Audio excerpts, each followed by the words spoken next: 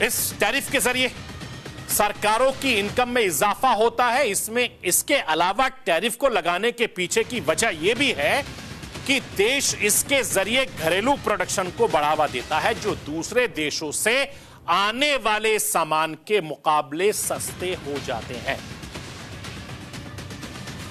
मैं आपको यह बताना चाहता हूं कि ट्रंप ने इस मेक अमेरिका ग्रेट अगेन का स्लोगन दिया था और सत्ता में आने के बाद से ही लगातार ऐसे फैसले ले रहे हैं जो अमेरिका के हित में हो। वो ये नहीं सोचते कि इसका आने वाले दिनों में क्या असर पड़ने वाला है। ट्रंप दूसरी पारी को संभालने के साथ ही टैरिफ को लागू लेकर मुखर है।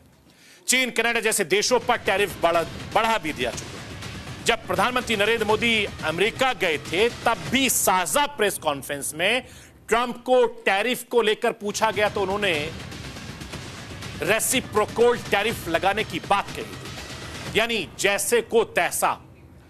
ग्लोबल ट्रेड वॉर के बीच ये जान लेना बहुत जरूरी है कि जिस जैसे को तैसे टैरिफ या पारस्परिक टैरिफ पर ट्रंप इतना जोर दे रहे हैं, वो टैरिफ क्या होता है।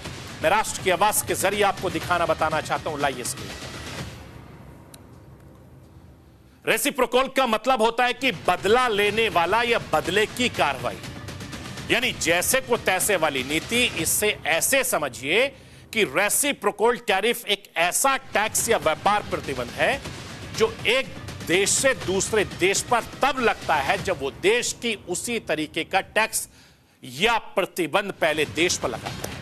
मतलब अगर एक देश दूसरे देश के सामान पर 100% टैक्स लगाता है तो दूसरा देश भी उसी तरीके का टैक्स लगाता है। इसका मतलब व्यापार में संतुलन को बनाना होता है।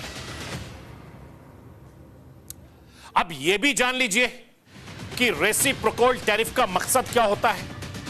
यह एक देश दूसरे देश पर क्यों लगाता है, इसके पीछे की वजह क्या है।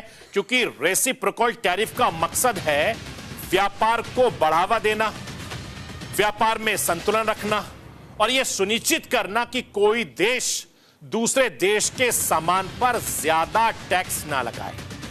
और दूसरा मकसद स्थानीय उद्योगों की सुरक्षा। विदेशी सामान महंगा होने से स्थानीय उद्योगों को फायदा होता है। तीसरा जो मकसद है वो व्यापार वार्ता होती है। कई बार देश इसे एक वार्ता के तौर पर इस्तेमाल करते हैं ताकि दूसरा देश टैक्स कम कर